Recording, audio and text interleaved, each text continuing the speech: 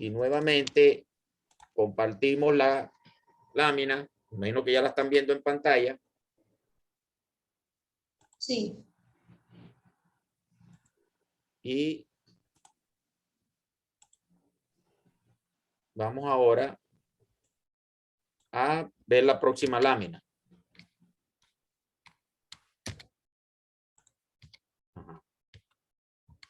Ajá. Una vez que entendemos que existe, aquí en este curso nos vamos a definir esos tres tipos de corrosiones que les mencioné: corrosión húmeda, corrosión a altas temperaturas y corrosión de sales disueltas o metales fundidos. Vamos a estudiar exclusivamente la corrosión húmeda, es decir, aquella corrosión donde hay agua con especies disueltas que forman un electrolito. Ya sabemos que es un electrolito, y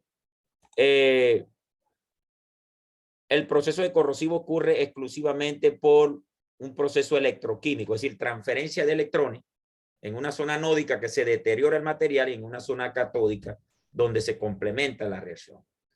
Entonces, en esta lámina le presento por qué es importante ahora entender el proceso corrosivo. ¿Qué consecuencias trae el proceso corrosivo? Para que veamos la importancia no solo económica, sino del punto de vista social y humano del proceso corrosivo. Fíjate, ¿qué causa la corrosión? En términos industriales y en términos del rol del ingeniero químico. Causa paradas de planta. Si los materiales se deterioran, los equipos se deterioran, tienen que tener mantenimiento. Si se corroen y se fracturan, se rompen, producen fugas, reducen los espesores en tubería, reducen los niveles de confiabilidad. Por lo tanto, si ocurre un proceso corrosivo severo, las paradas habrá que hacerle mantenimiento y eso es costo. Costo no solo en hacer el mantenimiento, sino que hay que parar la producción para hacer el mantenimiento y dejas de vender el producto. Desperdicio de recursos valiosos. A veces hay que reponer por completo el equipo o la tubería y hay que desechar ese material o ese equipo por daños corrosivos, y ahí se pierde material, sobre todo si no se hace un reciclaje del mismo. Pero no solamente eso, ahí si el equipo está corroyéndose, tú puedes transmitir esos productos o esos desperdicios al producto de elaboración, al producto principal en la línea de producción, y puedes estar contaminando el producto. Y si tú le agregas esos productos corrosivos al material, hay una pérdida o contaminación del producto y tienes que desecharle esa producción. Entonces, fíjate las consecuencias que trae. Otra, reducción de la eficiencia del proceso. Cuando los equipos a alta presión reducen su espesor o generan grietas que haya fuga, o los equipos de transferencia de calor, porque se depositan sobre la superficie de transferencia ciertos materiales que minimizan la conducción o la transferencia de calor, esos equipos pierden eficiencia en la transferencia de calor o en la transferencia de masa, si son equipos de separación. Es decir, el proceso corrosivo reduce la eficiencia de los procesos y afecta los rendimientos. También provoca mantenimiento y diseños excesivamente costosos. Hay que hacer mantenimiento cada vez que hay un problema corrosivo grave. O, previendo la corrosión, se aumentan los espesores, se mejora la calidad del material, entonces termina siendo el diseño muy costoso. Hay veces no toca otra decisión que colocar un material muy costoso, porque tu medio es muy agresivo, tu medio electrolítico o tu ambiente, o colocar un sobredimensionamiento en el espesor, colocar láminas más grandes, de mayor espesor, para que puedan tolerar por mucho más tiempo el proceso corrosivo. Pero al final eso es costo, aumento los costos de la elaboración de los procesos. Pone en peligro la seguridad e inhibe el progreso tecnológico. Claro que pone en peligro la seguridad de las personas, de los operadores, de los trabajadores en planta, porque puede haber una ruptura súbita o una explosión súbita de material o de productos que puedan afectar la salud o la vida de los trabajadores en los procesos. ¿Por qué? Por el peligro de una explosión, una ruptura, una falla estructural por un proceso de corrosión, y ya vamos a ver algunos ejemplos más adelante. Colapso de las infraestructuras, ya se han dado casos. se han colapsado puentes, reactores, torres, intercambiadores, equipos, plantas, tuberías que han causado la muerte y el daño material que en términos económicos superan los millones de dólares y en términos de vida humana no tiene precio, porque una vida humana no tiene precio. Es decir, basta con que una persona muera por un accidente producto de la corrosión de la infraestructura para que no tenga precio, porque la vida humana no se le puede poner precio. Entonces, esto es algo muy importante y han hechos que han ocurrido que lo vamos a ir describiendo y ustedes lo van a ir viendo en algunos videos. Por ahí hay algunos videos recomendados donde ustedes van a ver que una falla de corrosión causó la muerte de muchas personas y de daños materiales. Pérdidas económicas, ya lo hice, todo esto que enumeré anteriormente, al final te lleva a una pérdida económica. Y la economía mueve, lamentablemente hay que decirlo, pero mueve la vida, mueve el desarrollo, mueve la productividad. Todo se mueve en el mundo en base a decisiones meramente económicas. Eso es lamentable que sea solo así, pero es lo que predomina en este mundo globalizado, la economía y los proyectos factibles. Así que si hay muchas pérdidas económicas, hay que meterle el ojo y evaluar bien el proceso corrosivo. Y por supuesto, lo último y no menos importante, es la más importante, la corrosión provoca pérdidas de vidas humanas. Y no porque la gente se corroa, al final la gente se va envejeciendo y podemos decir que se va deteriorando o corroyendo. Pero la gente que está expuesta a esos peligros, a esas fallas estructurales, a esos accidentes fortuitos, producto de una falla por corrosión, muchas veces ha terminado perdiendo la vida por estar en el momento y en el lugar no adecuado. Pero solo Dios sabrá eso, por qué pasa. Entonces, como ven, la corrosión tiene muchas consecuencias. Y en la medida de que el ingeniero químico entienda que debe entender cómo ocurre un proceso corrosivo, cómo lo controla o cómo lo minimiza, pues podrá tomar decisiones a tiempo para evitar estos problemas o estos daños o minimizarlos. Porque recuerda, no te lo vas a quitar de encima. La corrosión es un proceso natural que siempre va a ocurrir. Más lento, si tú lo haces bien, pero siempre va a ocurrir. Tarde o temprano habrá que reponer o sustituir una pieza. Tarde o temprano habrá que hacer un mantenimiento y prevenir la corrosión. Lo que hay que evitar es que ocurran accidentes fortuitos que lleven a las pérdidas humanas o a las pérdidas económicas multimillonarias que hagan que cierre la empresa o que se despida al personal porque la empresa no puede trabajar en esos márgenes de inseguridad. ¿Algún comentario o pregunta aquí? No, profe, todo bien. Colmenares María. No, profe, todo bien. ¿Seguro? Seguro. ¿Quién más está por allí? Aisei, Alirio. Sara.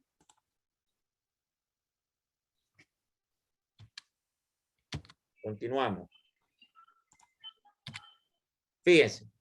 Ahora bien, la corrosión es un proceso natural, espontáneo, que va a ocurrir siempre que exista un material factible de reaccionar con el medio electrolítico, agua, especies disueltas que formen iones en solución, pero hay que sumarle las responsabilidades humanas.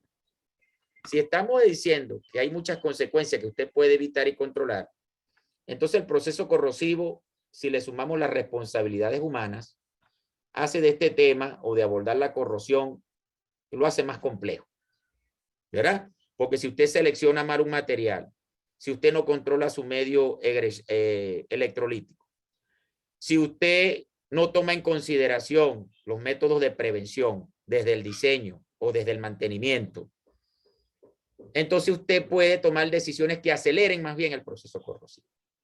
Entonces esto hace de que el tema sea complejo.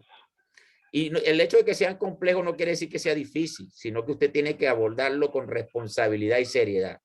Los ingenieros debemos ser responsables en la toma de decisiones. Para eso nos preparamos, no solo para entender un conocimiento y aplicarlo, sino para analizarlo y tomar decisiones. Ustedes como ingenieros lo que más deben hacer es analizar y tomar decisiones. Los conocimientos están allí, en los libros, en la internet.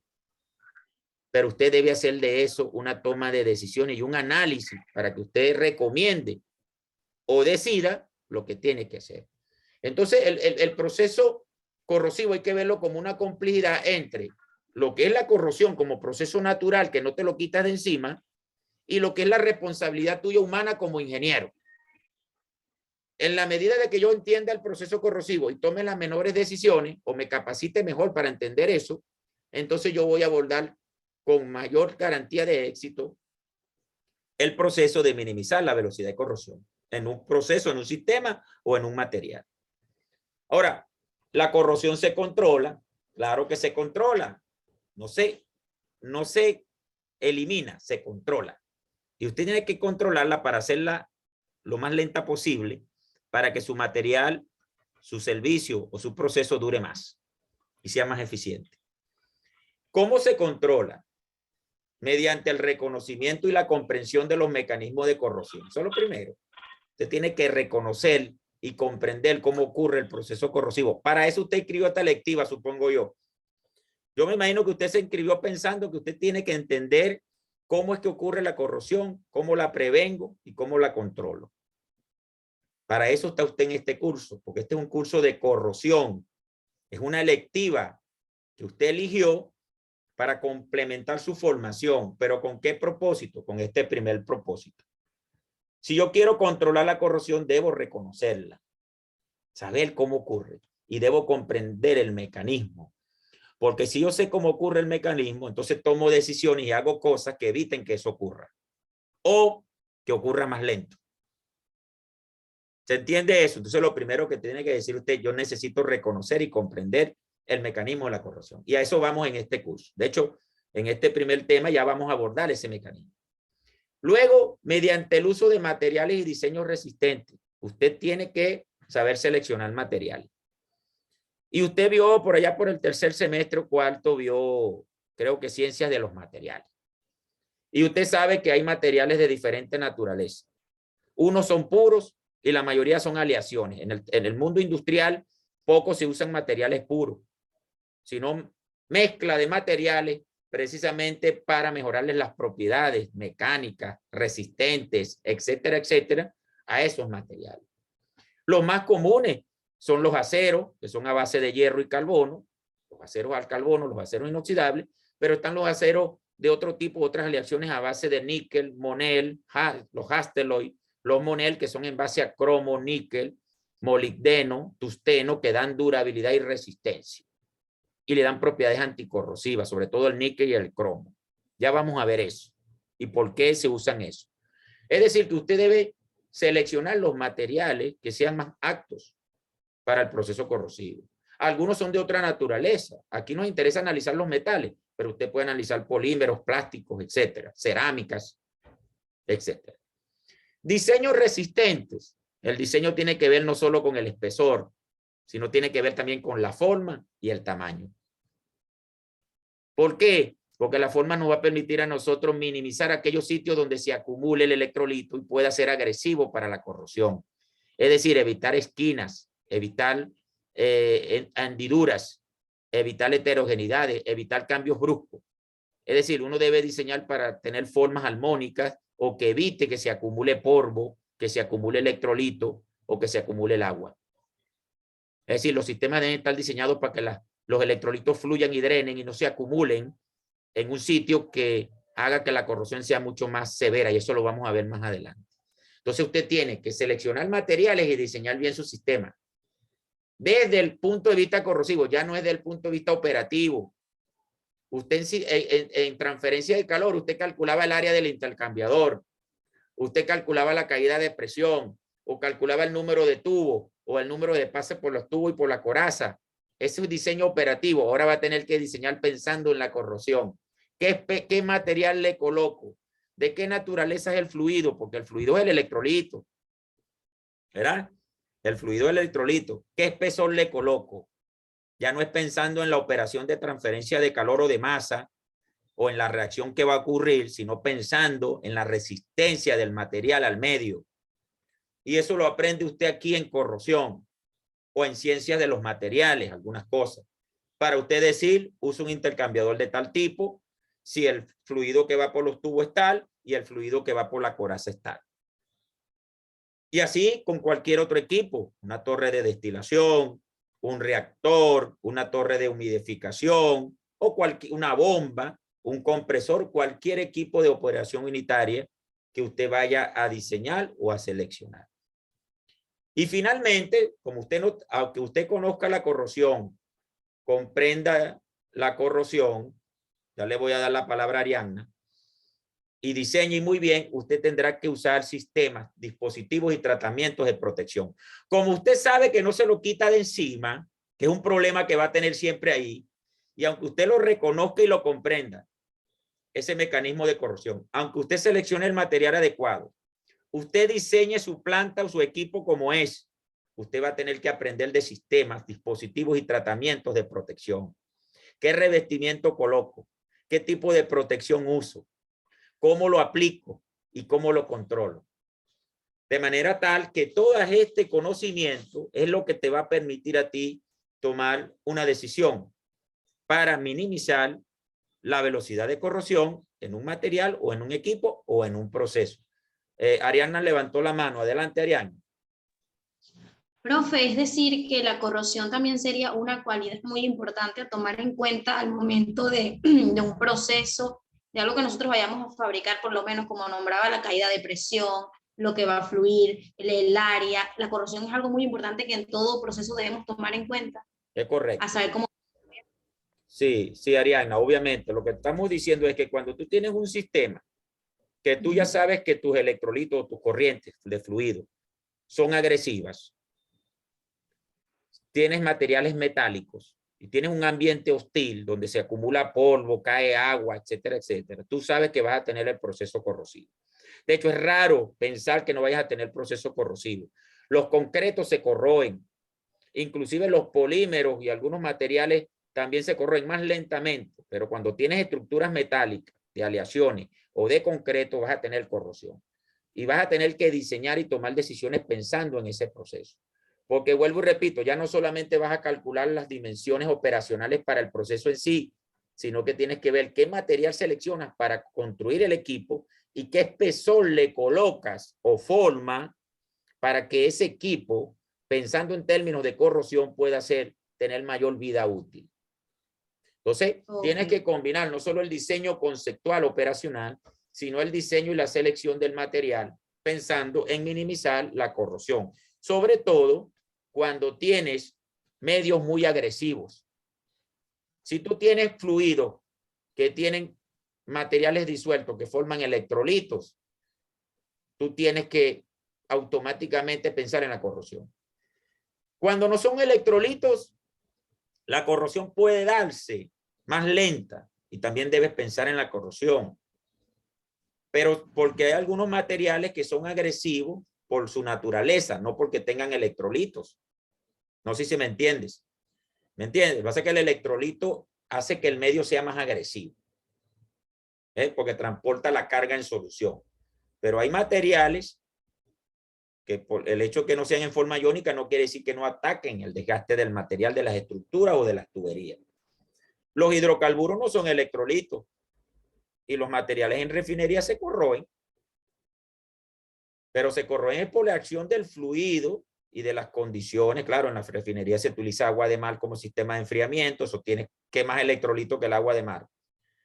Pero las corrientes de los hidrocarburos, sean gaseosos, sean líquidos, a la presión y velocidad y temperatura que van en las líneas de producción, generan desgaste de algo que se llama corrosión-erosión, que no es porque lo ataque químicamente, sino porque lo va desgastando por la velocidad que lleva. Eso lo vamos a ver más adelante. Entonces hay muchos tipos de corrosión que te van a permitir a ti identificar cómo es que ocurre el proceso corrosivo y cómo se hace para prevenir en ese caso. Esto lo vamos a ver más adelante. Pero sí, tienes que tomar en cuenta el proceso corrosivo a la hora del diseño y selección de material. Claro que sí. ¿Algún otro comentario? ¿Vamos bien? No, profe. Está bien. Ok, fíjate. Entonces, la cosa no es que cada ingeniero o cada grupo va a tomar la corrosión como mejor le parezca para evaluarla, diseñarla o controlarla. Resulta ser que ya la gente se ha organizado desde hace mucho tiempo y hay grupos y comités para el control de la corrosión. Ya eso está organizado. Hay una organización que se llama NACE, en inglés, NACE, NACE, que es la National Association, como está aquí, Asociación Nacional de Ingenieros de Corrosión, ¿verdad? Engineering Corrosion, que es una asociación internacional que es la máxima autoridad en términos de inspección y supervisión y control de la corrosión. Ya data de 1943, es decir, tiene 57 más 21, tiene casi ya 80 años de fundada, donde estos ingenieros se dedicaron a crear una Asociación Nacional de Ingenieros de Corrosión donde establecen las normas, pautas, estándares, medidas, capacitan gente. Ya hoy en día están en más de 36,000 miembros, en más de 140 países, y es reconocida a nivel mundial como la máxima autoridad en términos de solución para los problemas de corrosión. O sea, la corrosión ya se estudia hasta como carrera. Hay ingenieros en corrosión. Usted solo está viendo una electiva aquí. Y usted en estas 13 semanas va a aprender lo básico. Hay ingenieros metalúrgicos, ingenieros químicos que se han convertido en ingenieros en corrosión. Claro, llegan a un nivel de formación de mucho más profundidad, de mucho más avance y detalle, y se dedican a eso, a prevenir y a controlar la corrosión. Por supuesto, ahí hay carreras en Europa, en Latinoamérica no, que donde salen, así como usted va a salir graduado de ingeniero químico, salen graduados de ingenieros en corrosión. O sea que la corrosión no es solo importante por el tema de las pérdidas humanas y de las pérdidas económicas, sino que ya es una carrera de profesión que le permite a esos profesionales abordar este tema con más complejidad y con más profundidad. Por supuesto que requiere una preparación mucho más amplia. Los 4 años que dedica usted a ser ingeniero químico, ellos lo dedican a ser ingenieros en corrosión.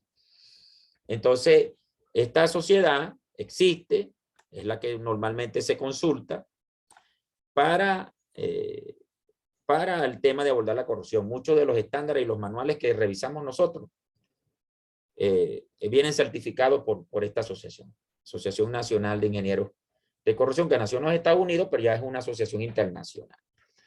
Esa organización ofrece entrenamiento técnico, programas de certificación, conferencias, estándares de la industria, reportes, publicaciones, diarios técnicos, regulaciones.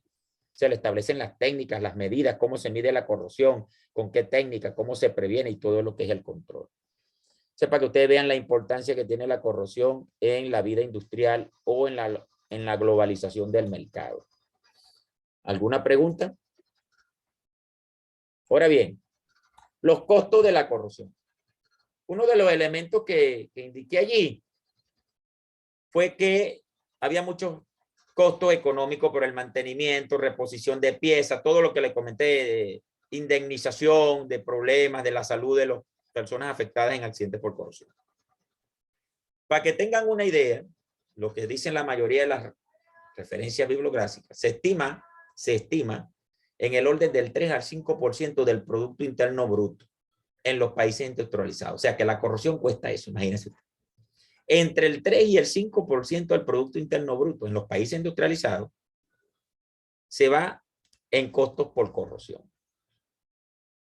Eso es una cantidad de dinero exorbitante. Quizás en Latinoamérica o en los países en desarrollo debe estar entre 0,5 y el 1%. Porque nosotros tenemos menos desarrollo industrial, es obvio. Pero en los países desarrollados, el tema de los costos por pérdidas por corrosión alcanza entre el 3 al 5%. Esto fue medido y sigue midiéndose. Estos datos son un poco viejos, como lo ven aquí, del 75 y 95, ya datan de casi 30 años. Pero ya hay datos actualizados que siguen indicando que está alrededor de esto. Y eso que las técnicas se han mejorado, el control se ha mejorado. Y quizás ya no llega a un 5%, pero sí está entre el 1 y el 3%. ¿Por qué? Se mejora, pero no se quita de encima. Tarde o temprano hay que reponer las piezas. Y hay que controlar la corrosión. El desarrollo tecnológico de la prevención y el control de la corrosión ha evolucionado significativamente. Sin embargo, en países industrializados llega la tecnología más rápido porque ellos la desarrollan. Pero en Latinoamérica hay que reconocer, en la mayoría de los países de Latinoamérica, que esas tecnologías llegan un poco tarde o no llegan. O no se toma en cuenta esto para tomar decisiones. Entonces, pero lo que dicen todos los estudios es que una fracción de las fallas de corrosión son evitables. Es decir, después que cuantifican esos costos, una fracción es evitable. ¿Y cómo era que era evitable? Si es natural, evitable en la toma de decisiones del ingeniero, del proceso, de ese ingeniero en corrosión. Es decir, que si él hubiese tomado una mejor educación o formación, una mejor preparación para tomar las decisiones de una manera más correcta para prevenir la corrosión, esos daños eran evitables. Y lo evitable, como dice aquí, está entre el 33 y el 40% dependiendo de la industria. Aquí tenemos algunas industrias. Esta tabla dice costos atribuidos a la corrosión metálica en los Estados Unidos. Un poco viejos los datos. Ahorita les voy a mostrar unos más recientes. Pero dice, por ejemplo, en todas las industrias, para el año 95 era un total de 296 millones. 104 eran evitables. O sea, 104 es el 35%. Era evitable. Evitable era que si se hubiese tomado la decisión correcta, no se hubiese generado ese daño. Igual para las industrias de los vehículos, de la aeronáutica y otras industrias. Sí, hay un porcentaje evitable en función de las decisiones. Por aquí yo tengo otros datos recientes. Nos quedan 10 minutos y después seguimos. Tratar de avanzar lo más que podamos. ¿Verdad? Le quería mostrar otro dato. Voy a dejar este documento. Voy a minimizar aquí. Ya va. Dejé de compartir pantalla, pero voy a mostrarle otra cosa.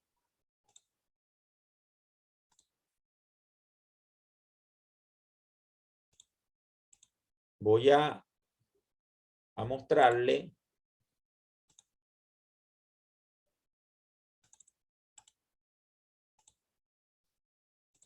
esta otra. Ya va.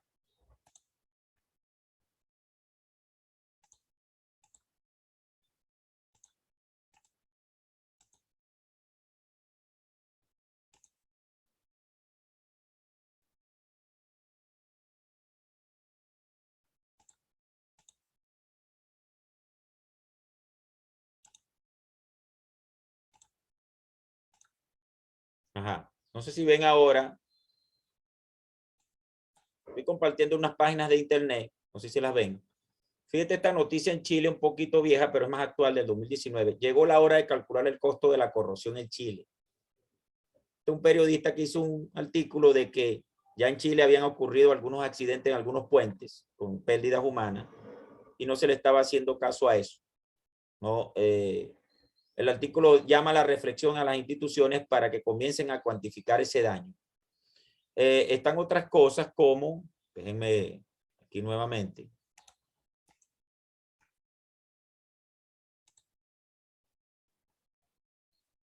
Déjenme buscarle otro artículo. Ya va.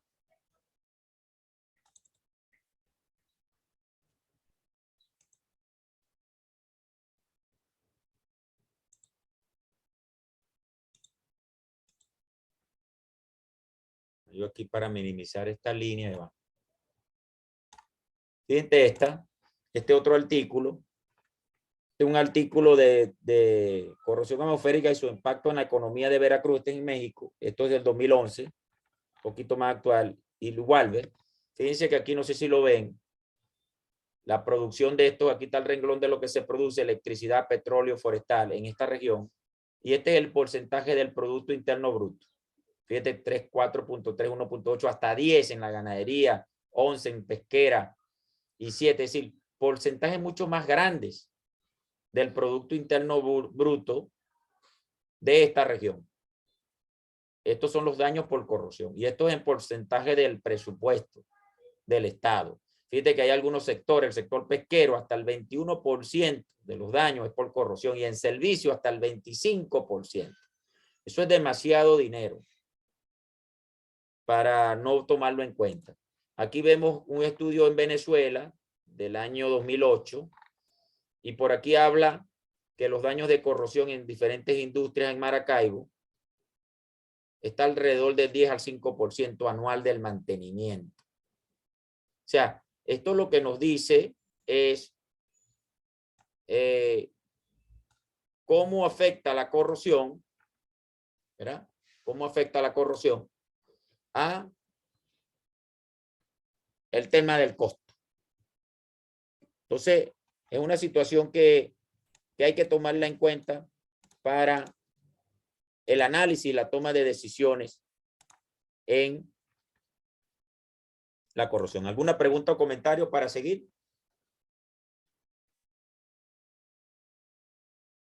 Muchachos. Queda Arianna, Alirio y Sara. Los demás se salieron. ¿Algún comentario? No, profe. Ok, vamos a continuar. Nos queda de esta sesión 6 minutos. Si pasa, vuelve a ocurrir lo mismo. Grabamos y volvemos para avanzar un poco más en las láminas. Sí, vamos a avanzar por lo menos. Recuerda que estamos empezando y tenemos unas semanas de retraso. Son las 5:18. Vamos por lo menos a trabajar hasta las 5:40, algo así. ¿Sí? ¿Sí? Ok, continuamos entonces. Algunos hechos, o vamos hasta que termine esta sesión, por lo menos por hoy, mañana continuaríamos, para no hacerlo tan pesado hoy. Las clases en vivo son así. Resulta ser que han ocurrido hechos catastróficos por problemas de corrosión que están muy bien documentados en la literatura, inclusive en documentales de YouTube y de la televisión. Voy a comentar algunos y después les voy a indicar para que vean un video completo de este evento y hagamos un análisis de lo que ocurrió allí. Uno de los eventos que está documentado en la televisión y en los diferentes medios es una explosión que ocurrió en Guadalajara, México, de un alcantarillado, de las alcantarillas. Eso ocurrió en el año 92. La consecuencia es que mató a más de 200 personas e hirió a más de 1.500 y dañó a 1.600 edificios. El costo, $75 millones para la época. La causa, instalaron una tubería de agua por encima de una línea de gasolina.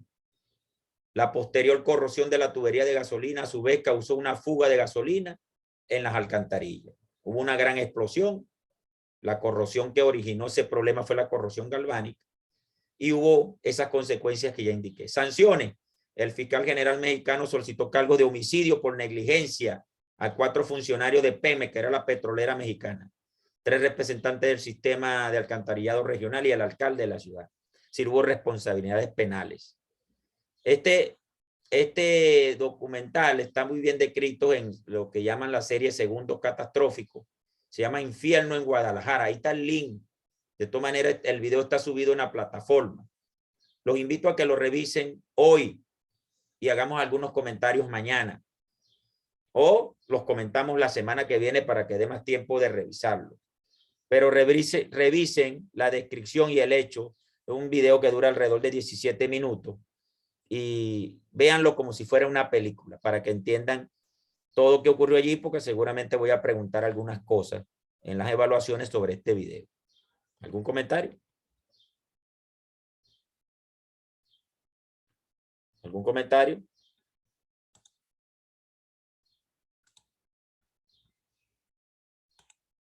¿Continúo?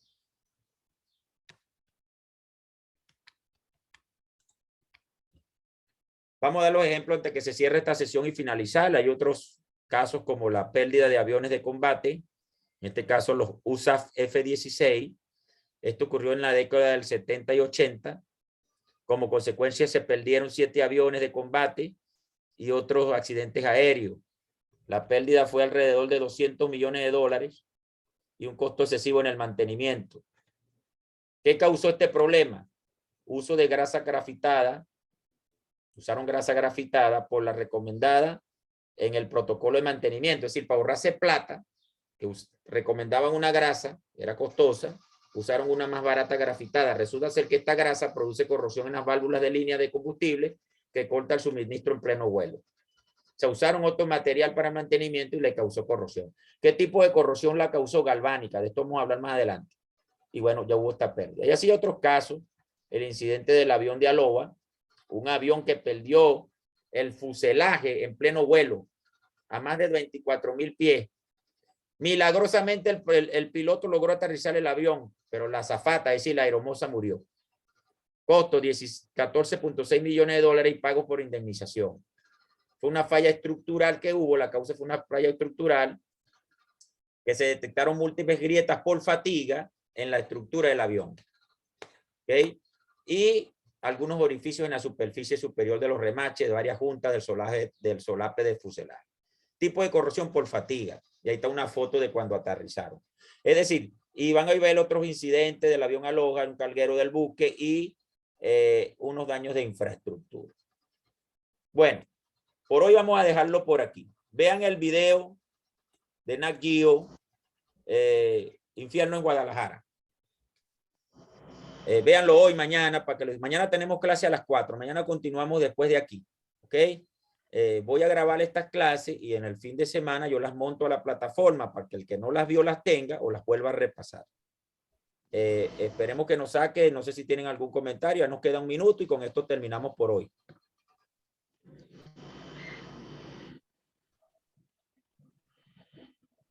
¿Algún comentario los que quedan? Arianna, Lirio y Sara. Profe, ¿dónde está lo del video que nos está diciendo? ¿Nos va a pasar el link? El video está en la plataforma y aquí está el link en la lámina. Aquí abajo, ¿lo ves? Si te hace el link en la plataforma, pero el video está en la plataforma. Se llama según